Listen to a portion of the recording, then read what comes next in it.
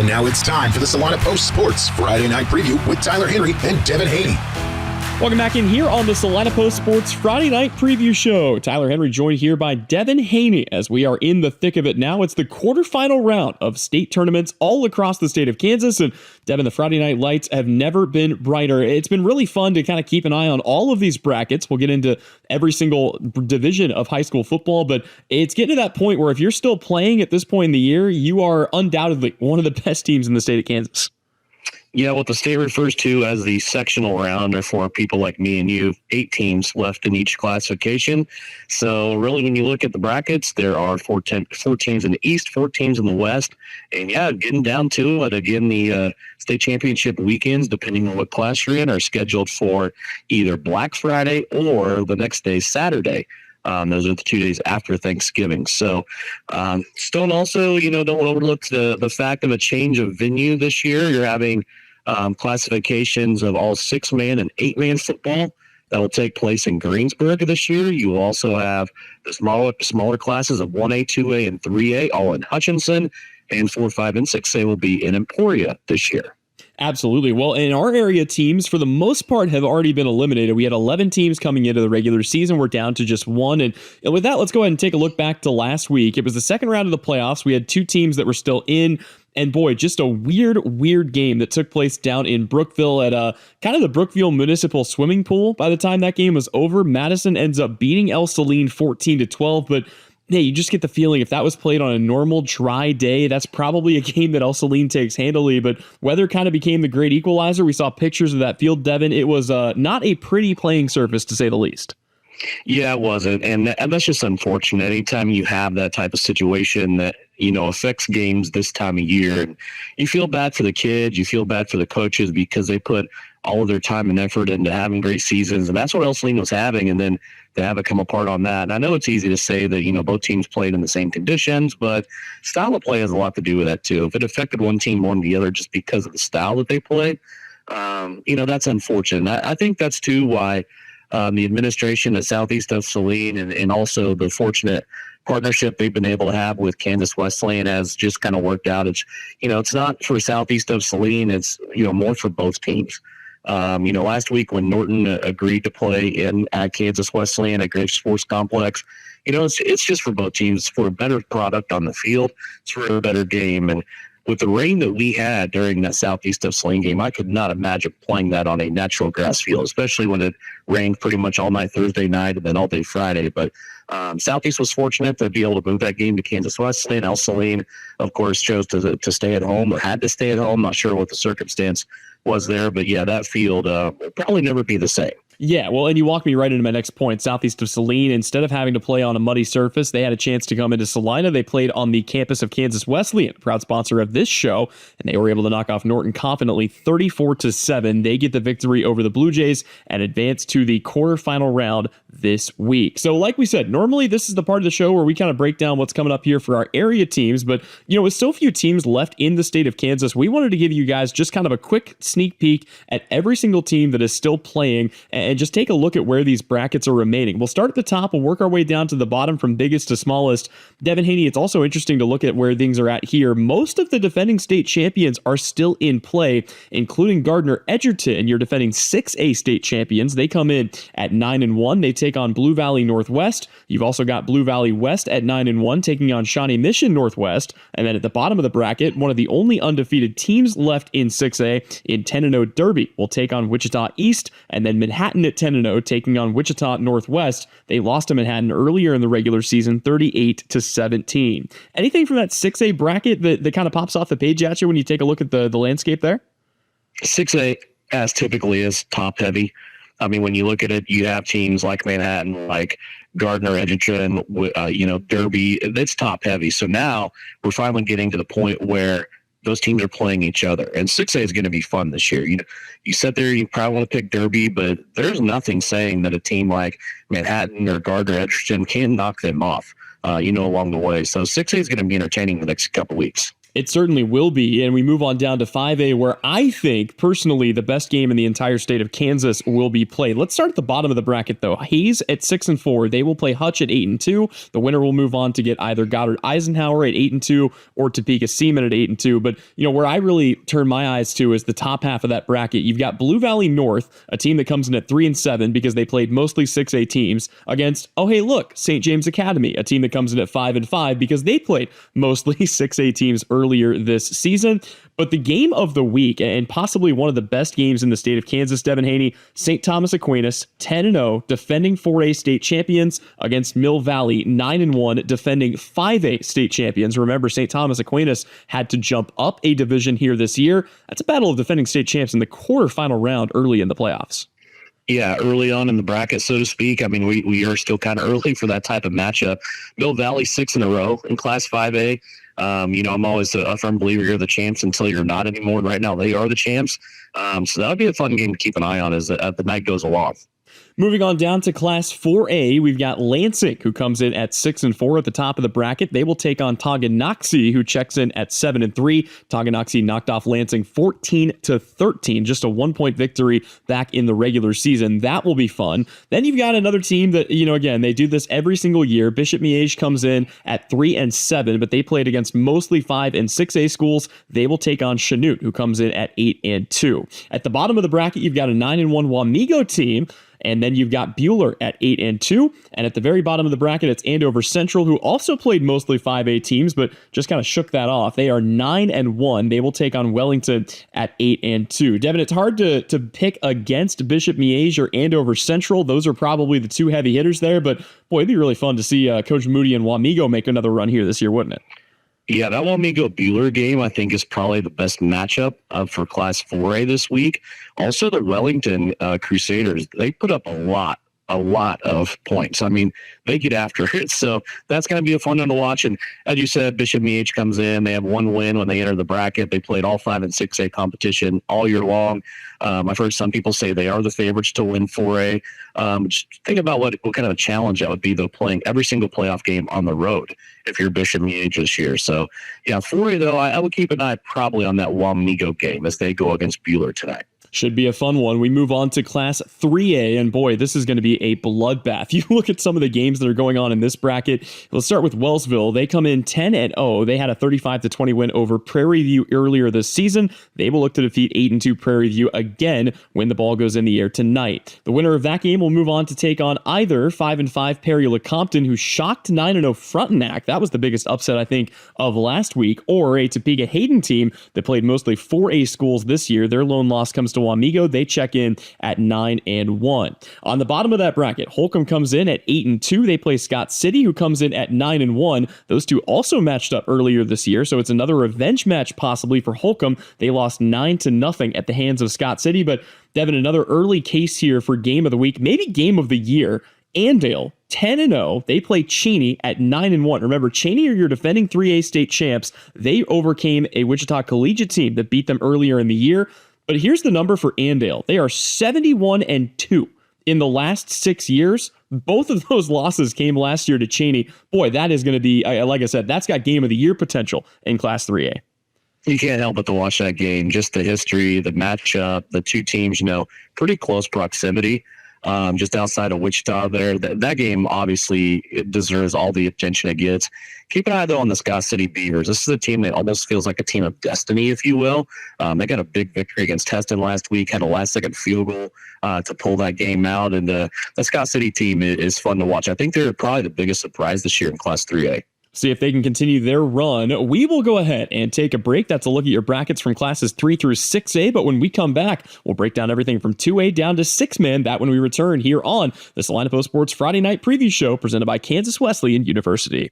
With record-breaking enrollment, great new facilities, and top-notch activities, Kansas Wesleyan's the place to be. Whether you want to study nursing, elementary education, criminal justice, or social work, our academic programs will open doors for your future, all while you participate in activities like music, theater, or athletics. Learn more about why KWU's the place to be by visiting kwu.edu. That's kwu.edu. The hours of drills, The pre-dawn workouts, the hundreds of laps. It takes hard work, passion, and drive to do what you love. When you're sidelined by injury, Salina Regional Sports Medicine is just as committed and works just as hard to get you back in the game. Salina Regional Sports Medicine, 785-452-7366. SalinaRegionalSportsMedicine.com. And now back to the Salina Post Sports Friday Night Preview. Back here on the Salina Post Sports Friday Night Preview Show, Tyler Henry and Devin Hanney breaking down all of the brackets in the state of Kansas. We talked about classes 3 through 6A. Now we move down to a 2A bracket that's got some really good matchups in it as well, and that has 3 remaining undefeated teams, including 10-0 Humboldt. They will take on 7-3 Council Grove, who pulled the upset over Silver Lake last week. Moving down the bracket, the winner of that game will get either 10-0 Osage City or the defending 2A champs in Nemaha Central, who check in at 9-1. On the other side of the bracket, it's a battle between 8-2 teams in Garden Plain and Beloit, and of course the biggest game of the week for our purposes, southeast of Salina, our only remaining area team at 10-0.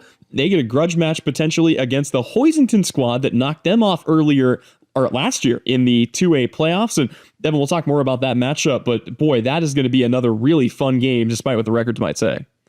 It will be, and as you said, we'll touch on that game a little bit later. These are 2 teams that have crossed each other's paths at this point in the season, the exact week 11, the last 3 years. We'll get more into that, but Class 2A just continues to be the deepest class as far as good teams go, and I don't just say that because I lived there over Friday night with southeast of Salina, but it is, you look at teams like Council Grove, who upset, as you said, Silver Lake, and that game wasn't even close last week. The Braves just took it to Silver Lake. But also, you have the defending state champions of Nemaha Central. They're back-to-back champs, going for 3 in a row. Their only loss this year was to 4A competition, and they have to play an undefeated Osage City team tonight. And then, of course, you have Garden Plain, who I've been carrying the Owls flag from Garden Plain all season long, telling people to watch them because they have 2 losses as they go into that game against Beloit tonight, and those 2 losses are to defending state champions. They lost early in the season to Conway Springs, then they turned around and they lost to Cheney. So Garden Plain, keep an eye on them in Class 2A tonight as they take on Beloit. Moving on down to Class 1A, I'll go ahead and run through the bracket here. Jackson Heights at 10-0 at the top of the bracket. They get 7-3 Rossville. The winner moves on to take on either 9-1 St. Mary's Colgan or 9-1 Centralia. And then on the bottom of the bracket, the 10-0 defending 1A state champs in Conway Springs take on Plainville at 8-2 in a battle of the Cardinals, while Medicine Lodge takes on Valley Heights. That's 7-2 Medicine Lodge against 8-2 Valley Heights. It's a Valley Heights team, Devin, that we've really seen have a quick turnaround to go from being a middle-of-the-road team last year to 8-2 and in the mix for a state championship potentially. Yeah, Valley Heights is good. Also in this classification, you got to watch Conway Springs. They're always good. But there's an asterisk, a big, fat asterisk by the team from Rossville. This is a team that slipped in classification when the 2-year flip hit that just this year they moved down to 1A in football. They play 3A in all other sports, but they're 1A in football. Still haven't quite made sense of that, but they're always in the postseason, no matter what classification they're in. This year they're in 1A, so watch out for the dogs from Rossville. Yeah, feel a little Bishop Miege, if you will. Moving on down to the world of 8-man, we'll go ahead and kind of breeze through this, but boy, your defending state champions, the only defending state champions, by the way, to be eliminated early on in the bracket as Linden fell to Oswego in a 60-50 shootout. They finished their season 5-4. Oswego's not even in the mix here, so it is a wide open field in 8-man Division 1. Little River at 8-2 will take on 8-2 Central Plains. The winner gets 7-3 Madison, who play 8-2 Clifton Clyde. The bottom of the bracket, South Central at 10-0, the only remaining undefeated team aside from Hoxie. They play Hill City at 7-3. 10-0 Hoxie plays Leone Wichita at 8-1. The 2 teams that have the exact same logo, just with a couple of the colors different. Devin, down in 8-man Division 1, like I said, wide open, no defending state champ. Anything that pops off the page at you there? The mascot champion of this bracket goes to Hill City. Yes. They are the Ringnecks. So that's my vote there. I love it. Moving on down to 8-man Division 2. This is the one that feels maybe perhaps the most wrapped up already. Obviously, you don't play the games on paper, but it is hard to bet against Axtell. They are 10-0. They have ripped off 49 straight wins. They are the 3-time defending 8-man Division 2 champions. They play 7-3 Osborne. The winner of that game will get either 10-0 Burlingame or 8-2 Frankfort. On the other side of the bracket, you've got 9-1 Hutch Central Christian against 10-0 Victoria, and then you've got Dighton at 10 10-0, looking for their second win of the season over 8-2 Hodgman County. But boy, Dighton won that game in the regular season 52-8. Devin, any bone in your body that's betting against Axtell down there in 8-man Division 2, or are you taking the safe money? Not a single one. It's you got to give credit to Axtell all the way. They're just such an amazing program. Absolutely. And wrapping things up here, down in 6-man, we've got another team that is in our area, kind of out there on the fringe, Teskett at 7-2. They opened the season with a 1-point victory, 40-39 over Peabody Burns. Well, they will take on Peabody Burns again in the quarterfinal round of the playoffs. Peabody Burns comes in at 7-1 on the year. The winner of that game is going to have a tall task, though, as it looks like Cunningham is going to be the team on the other side. Cunningham is 8-0. They play a 6-3 Otis Bison team that they defeated 50-0 back in the regular season. And then on the bottom of the bracket, South Barber at 8-1 takes on 7-2 Golden Plains, while 9-0 Westcan takes on 8-1 Ingalls. Devin, it looks like another year, though, where Cunningham might be the team to beat. Look out, though, for the Teskett Trojans looking to make a run. Yeah, for Teskett, this is the exact same path that they took last year. This meeting tonight with Peabody Burns will be the fourth time they've played Peabody Burns in the last two seasons. They played them exactly at this point last season as well. And as you said, it looks like the Wildcats of Cunningham waiting on them if Teskett can get into the next round and play next Friday night. Well, there it is, a look at all 9 classifications of Kansas high school football as we enter quarterfinal action. We will step away, but when we come back, we'll have a quick preview of Southeast game with Hoisington and get you ready for an exciting weekend of sports for Kansas Wesleyan. That's on the other side of the break. This is the Salina Post Sports Friday Night Preview Show. The Bennington State Bank proudly supports local sports and wants each student to know that their hard work and talent is noticed and appreciated. At Bennington State Bank, they care about local communities and are committed to fostering long-term relationships through the delivery of excellent customer service, integrity, and fairness. From helping local businesses to supporting community youth and nonprofits to helping you purchase your dream home or invest in your future, Bennington State Bank is here to help. Give them a call to experience exceptional banking with hometown service. Bennington State Bank, your trusted hometown bank. Member FDIC. We spend 1/3 of our lives working to build our wealth. With over 50 years of combined experience, Billings Group wants to be there to help manage yours. If you're planning for retirement or looking for financial coaching, then come see us on Westchester Drive, east of the YMCA, or visit our website at billingsgroup.com. Securities offered by registered representatives through Private Client Services. Member FINRA, SIPC. Advisory products and services offered by investment advisory representatives through RFG Advisory, a registered investment advisor. RFG Advisory, Billings Group, and Private Client Services are unaffiliated entities. And now back to the Salina Post Sports Friday Night Preview. Back here on the Salina Post Sports Friday Night Preview Show, presented by Kansas Wesleyan, Tyler Henry and Devin Hanney here for a quick preview of the only remaining game in our area, and it sees the Southeast of Salina Trojans taking on the Hoisington Cardinals. Devin, we alluded to this game a little bit earlier in the show, but this is going to be a banger of a contest. I know Hoisington comes in at 6-4. You can throw that record, though, right out the window. This is a Cardinals team that has gotten healthier as the season has gone on, and at the end of the day, as long as you're playing your best football at the end of the season, you can be a scary team. That is exactly what Hoisington has done. This might be the biggest challenge the Trojans have gotten this year. Hoisington had to overcome a double-edged sword, Tyler. Early on in the season, they were battling a lot of injuries, from what I understand. And also with those injuries, they also had to battle a schedule that was just kind of out there. I mean, it was a hard schedule. The head coach, Zach Baird, for the Hoisington Cardinals, got a lot of Mitch Gebhardt type of principles that he goes by, and that is scheduling tough people. So they lost 4 of their first 5 games.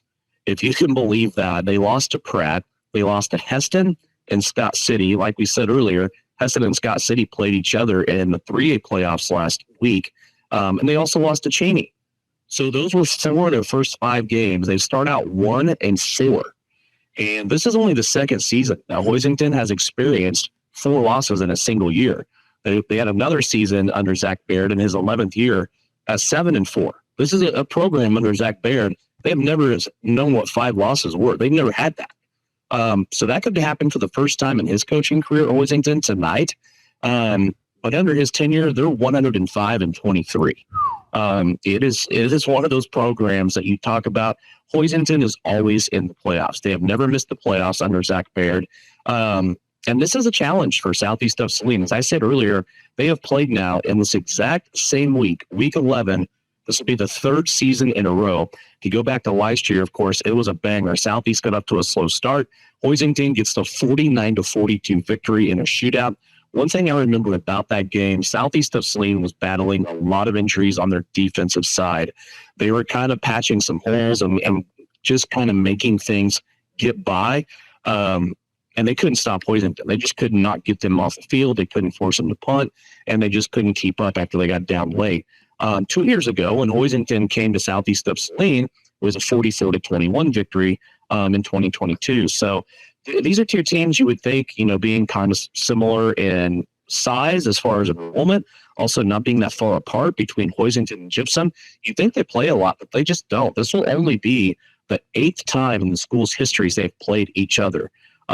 Southeast of Salina took their first loss to Hoisington, if you're curious about that, last year. They're 6-1 all time against the Cardinals. So 4 consecutive 10-0 seasons for Southeast of Salina, 4 consecutive regional titles, 8 teams left in Class 2A, and Southeast of Salina just trying to take that next step. But it will be against a Hoisington team tonight that is getting healthy. They are probably the best as far as injury bug goes that they have been all year long. This will be a tremendous challenge tonight for Southeast. Well, and you talk about a difference in coaching philosophy. Again, for Hoisington, they took on those challenges. They took on those losses early in the year, but they beat a couple of teams that, let's be honest, had some kind of cupcake schedules. Ellsworth and Haven did not play tough schedules, and as a result, 28-15 for Hoisington in the first round, 24-14 over Haven in the second round. As we get you ready for the weekend, cannot forget, coming up here on Saturday, we've got some real excitement across the world of Kansas Wesleyan athletics. The football team, after a 2-4 start, has rattled off 4 consecutive victories. They are now 6-4. They wrapped up a Bissell Division championship last week, and they will be moving on to the NAIA playoffs regardless of what happens on Saturday, but you will want to tune in as they take on the Sterling Warriors on the road, looking for their 5th consecutive victory. They've a noon pregame with a 1 o'clock kickoff. We'll have coverage of that one for you on KINA. Devin Hanney will also be involved with some Kansas Wesleyan athletics here on Saturday as both of the basketball teams make the travel down to Ottawa. They will take on the Braves in the conference opener for both teams. Both teams picked in the top 5 of the KCAC preseason poll. The men's team picked 2nd. The women's team picked 4th. You can catch pregame coverage at 2:30 with the women's basketball game kicking off our doubleheader at 3 o'clock. Those games can be heard on 94.5 Prime FM. That'll just about do it for us here on the Salina Post Sports Friday Night Preview. We will step away, but don't go anywhere. When we come back, it's the L&L Advisors Countdown to Kickoff show as we get you ready for coverage of Southeast of Salina's matchup with Hoisington on the campus of Kansas Wesleyan. That when we return here on KINA.